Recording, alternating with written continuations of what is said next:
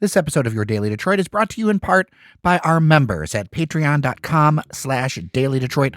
Local media needs local support in order to survive, so thank you very much. That's patreon.com/dailydetroit. Hello and welcome to Your Daily Detroit for Thursday, February 2nd, 2022. I'm Jer Stays, sharing what to know and where to go in Southeast Michigan. Today, we're diving into the life and legacy of Motown legend Barrett Strong. See, he didn't just make hits, he made an impact. He passed away over the weekend at the age of 81, and although born in West Point, Mississippi, when his parents moved the family to Detroit after World War II, Detroit became where he made his name. To dive in on this, I'm joined from all the way across the pond by Adam White. His excellent book is Motown, The Sound of Young America, and he writes the West Grand blog, where if you want to keep up with what's happening in the Motown music world, it's a great place to go. I'll be sure to put links in the show notes. Adam White, welcome to Daily Detroit. Thank you, Jer. Good to hear from you. A long way away. Well, unfortunately, it is sad circumstances that bring us together. I was sharing with you off air that I had actually gotten to meet Barrett Strong quickly for an event that he attended that I threw years and years ago. But He had so much impact on the Motown sound, on music history. And, I know we have a variety of listeners. So why don't we start at the basic beginning? Really, what was Barrett's big impact with the sound? Of course, there was the hit, Money, That's What I Want, but it's so much more than that one song. Yes, it was. I mean, it has to be said that Money was also Motown's very first hit. So, he deserves that extra kudos for being involved with that. In fact, it came out on the Tamla label, but then when it began to make some noise, Barry decided that to get national distribution, he would lease it to his sister Gwen, whose label had a distribution deal with Chess. So, that was pretty important because you can have a hit, but unless you get the records out there, it's not going to work. Money was significant in as much as it was Motown's first hit, but it also set the company on the path to business and to finding out how the industry worked at that point in time. And of course, it is, an amazing piece of music. It's a great groove. I mean, what a hit to have to start a business. And I think that, that song alone would have caught people's attention and got people interested in what the company was doing. That kudos for Barrett is well deserved. Obviously singing the song, playing on the record, and making it such a fantastic piece of music. I mean, it's almost primeval. Full credit for him for that. But then, obviously, for later in the 60s, when he came back to Motown, having left it for a while, as a songwriter with Norman Whitfield, who he'd known for many years, writing some of the biggest hits that Motown had from the late 60s to the early 70s, all those classic records by The Temptations, Marvin Gaye, Gladys Knight, Edwin Starr, etc. Yeah, because it was more than just his direct work. He influenced a lot of things, right? Yes, and actually, interestingly enough, for Money, That's What I Want, it's the only song ever recorded by the Beatles and the Rolling Stones. So that alone gives it an extra, footnote in history. But yes, his contribution was that sense.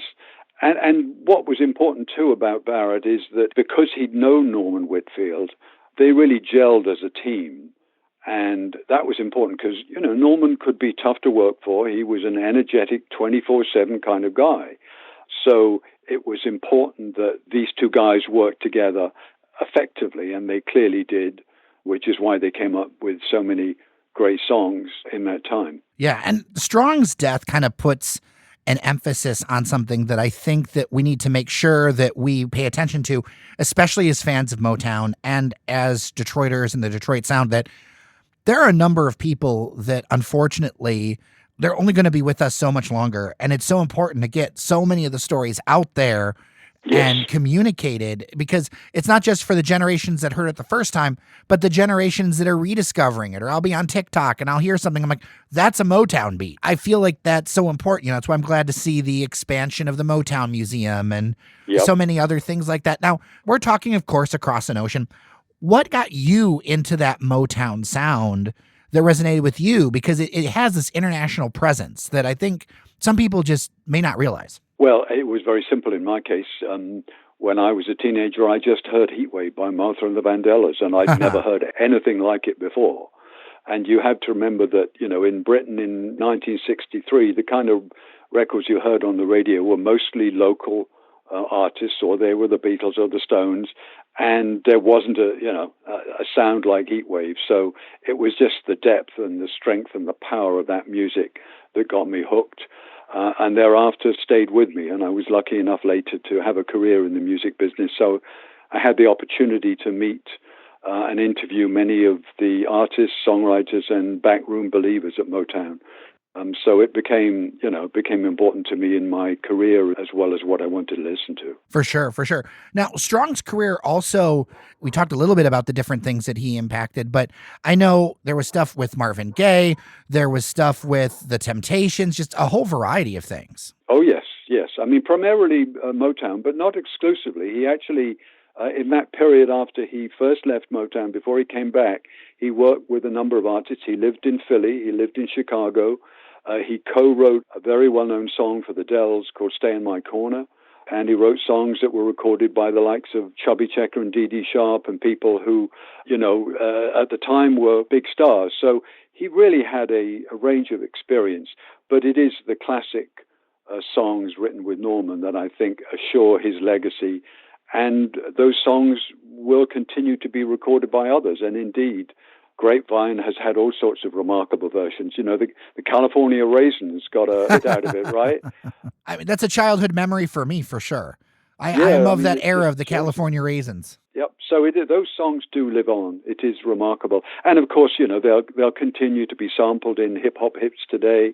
That's a guarantee. What about this Motown sound has traveled so well over the years, not just geographically, because obviously there's geography part. I think about some of the roots too, even in electronic music that travels so well internationally.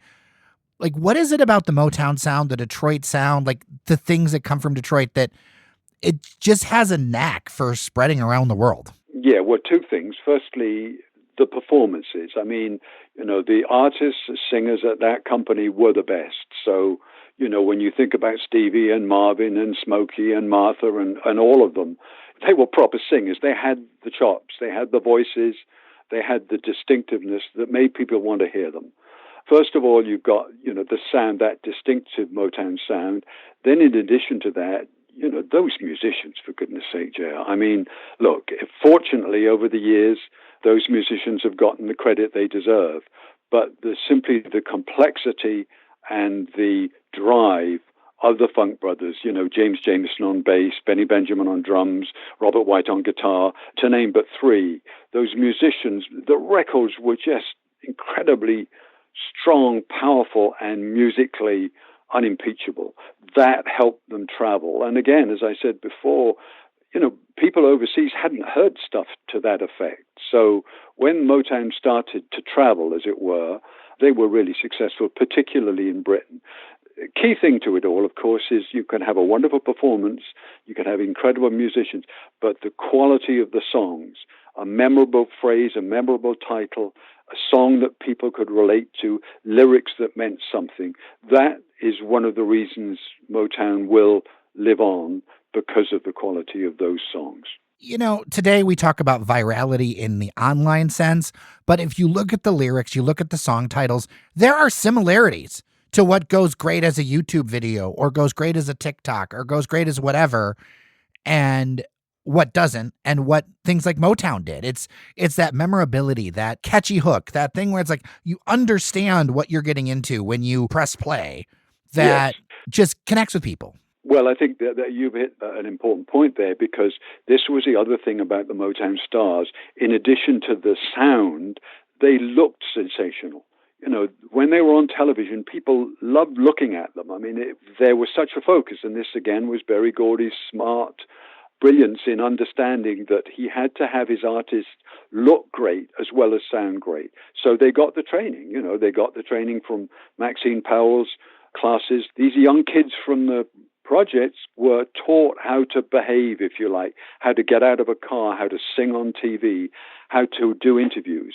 So that visual element, particularly on television, was absolutely vital. And then, as you rightly say, you connect that with a song that is so much stronger. Perfect example, Stop in the Name of Love by the Supremes. Anytime you hear that record, chances are you'll, certainly if you're a certain age, you'll think of that choreography that the Supremes did, throwing those arms out in front of them. Often their songs came with a visual image, and that sustains their life as well. Yeah, and if it's something that you haven't seen, I encourage people to dig up some performances of Motown artists and see just how on point they were. I don't know, Adam, have you been able to see any of them in person, over the years, or any of that? Okay. Any of the memorable ones for you? I'm so old that I've seen quite a few of them. Well, for me, the single most extraordinary gig, the gig of my lifetime, was seeing the Four Tops. That the combination of the look, the sound, and Levi's voice meant that I had never seen anything like it, never have since. But again, the Temptations, with whom Barrett worked so well, the choreography, the voices, the different sound of the voices, Eddie Kendricks, Dennis Edwards, David Ruffin, distinctive different sounds. It was an extraordinary time. Those performances were amazing. Even the minor stars. Opening for the Four Tops, the gig I saw them, was Chris Clark, who was a young singer that at the time most people wouldn't have heard of and never really had any hits. But again, absolutely fantastic performer. She was a great looker. The look of Motown is almost as important as the sound. For sure, for sure. We've been talking about the sound a bit. The Funk Brothers are part of that sound too. And I think about a movie that came out some years ago. Now I realize it's some years ago, but it's still fresh in my mind.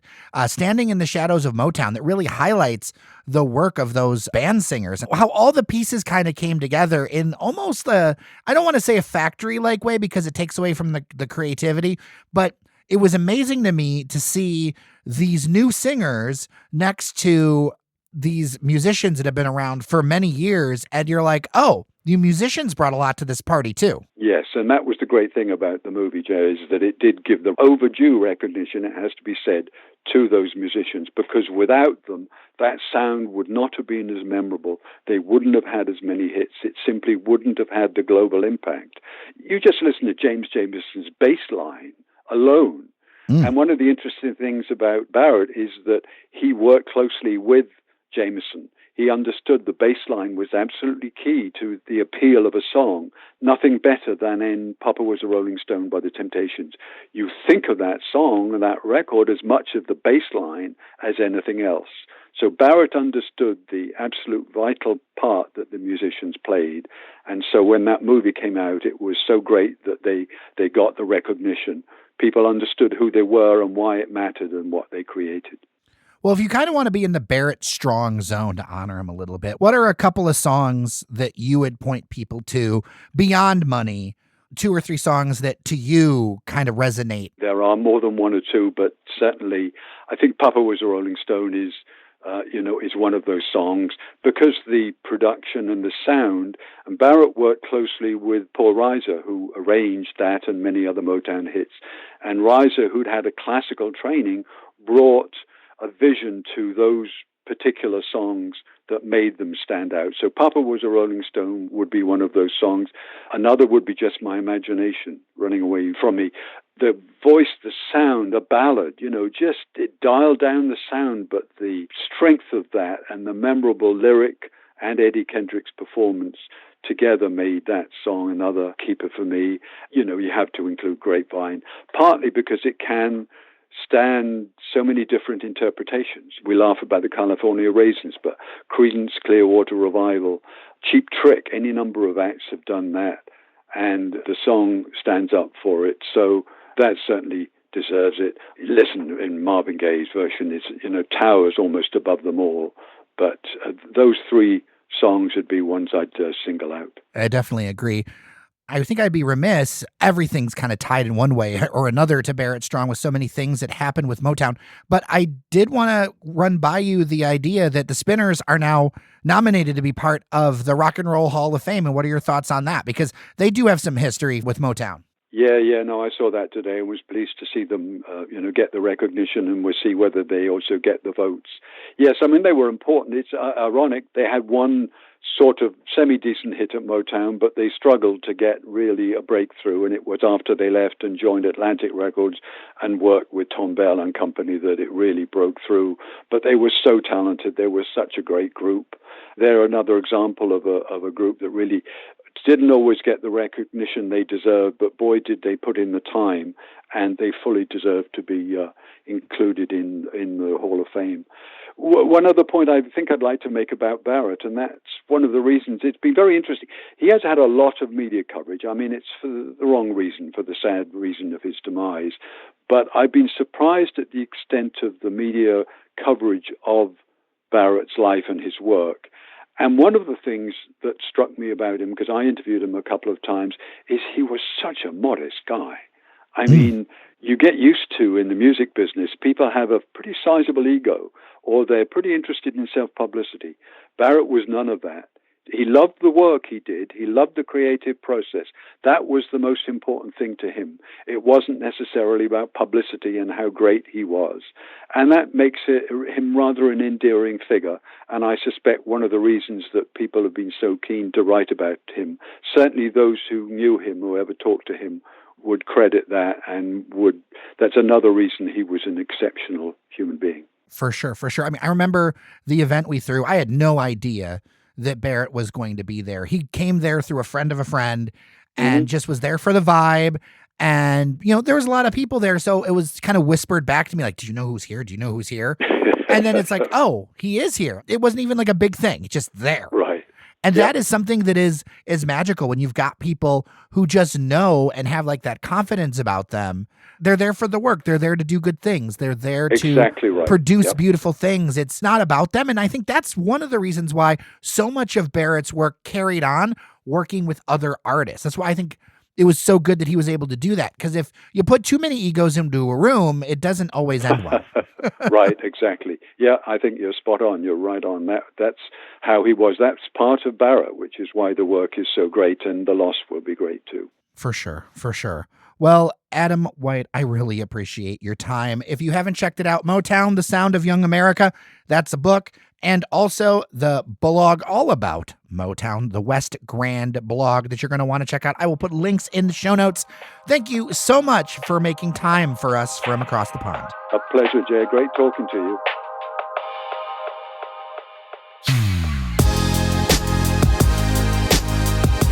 And we are done for today. I hope you enjoyed that conversation. As happens every Friday, Man About Town and Mr. Friday, Devin O'Reilly joins me to talk about what's new and notable in Metro Detroit tomorrow. I'm Jer Stays. Thank you so much for listening. Remember that you are somebody, and we'll see you around Detroit.